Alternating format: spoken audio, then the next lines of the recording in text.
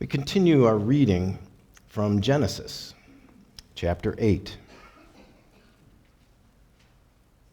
Noah built an altar to God, and choosing from every clean animal and every clean bird, offered burnt offerings on it.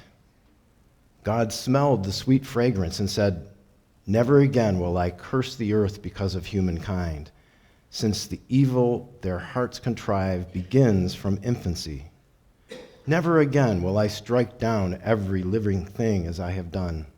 So long as the earth lasts, sowing and reaping, cold and heat, summer and winter, day and night will never cease."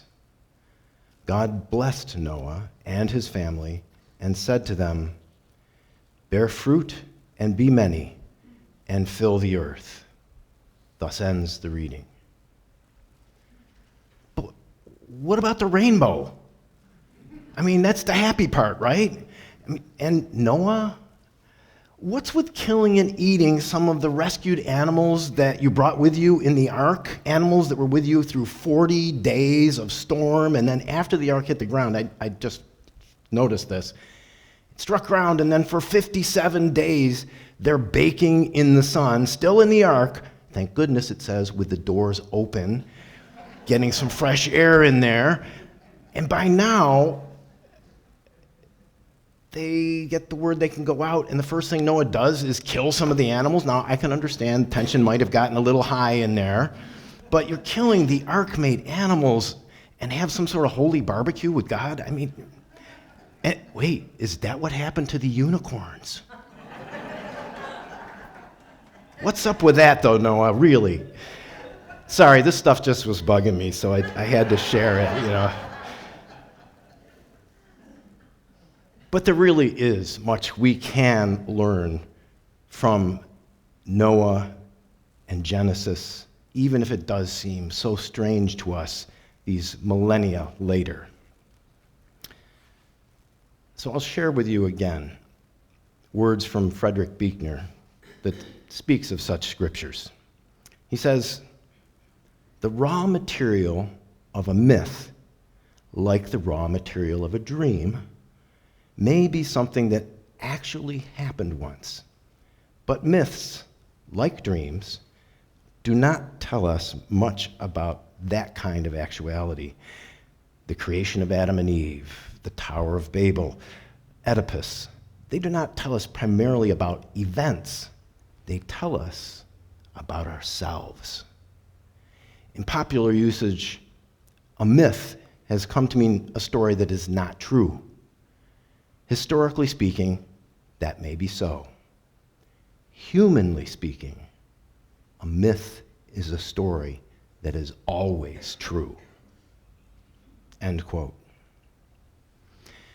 The priests and scribes of ancient Israel who wrote down the oral traditions about the great flood and Noah, and there is evidence of a great flood happening in that region of the world, those who wrote it down included things that made sense to them about what happened and why, and about where God was in it all. We understand physics and biology and God differently now. So there are some new things to learn about the grace of surviving a great disaster, like a flood or a global pandemic, and new stuff to learn about where God is in the midst of all of it. Being cooped up inside, whether it's an ark or a condo, through a disaster, takes an emotional toll, right? We know that from experience.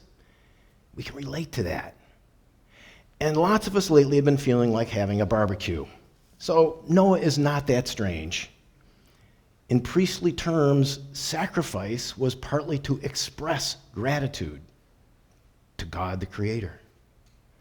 Now, we don't slaughter animals and cook them to express gratitude, but we do express gratitude by giving of our blessings. Instead of sending our gratitude up in smoke, literally, we as a church try to aim it at doing some good in the world.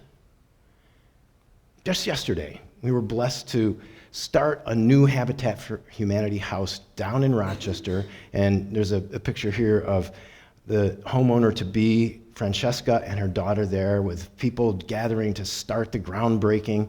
And we partner with other parent and churches to help that happen. That's part of responding in gratitude. Mountain Rise has a long-standing commitment to putting a good portion of our offerings to work at relieving suffering and bringing justice in the world. And I believe we need to recommit to that, folks. That should be a first priority as part of our budgeting. So, okay, Noah, you got the gratitude part right. We can learn from that.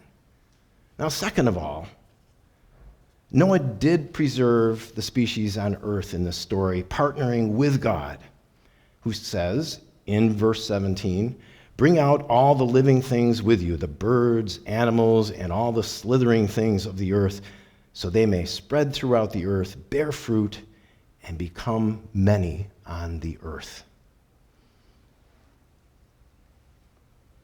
Have any of you heard of the Frozen Ark project? Yeah.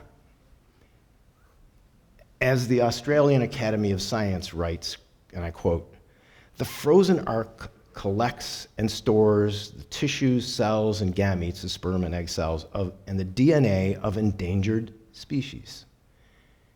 It has its own collection of around 700 samples, from the scimitar-horned oryx to varroa mite-free honeybees, which it stores in a lab in Nottingham, England, and also catalogs the samples that are held in the collections of its members that are spread around the world. The grand vision is to create a collection and database of the tissues, cells, and DNA of the world's endangered animals before it's too late," end quote. So, wow, it's like a modern-day, high-tech ark, sort of, but without the manure problem that Noah had. It's a great idea, but I think I do more than think. I believe our Creator wants more than that. Nowadays, I imagine our Creator saying to us something like this: "I gave you a beautiful spherical ark, huge, green, blue, white, with enough of everything for all creatures alive, if you learn to protect the balance and share its abundance. And by the way, humans, it's not all about you. When I told Noah, 'Bear fruit and be many and fill the earth,' I didn't mean to literally fill it. You're supposed to share it with all the other species.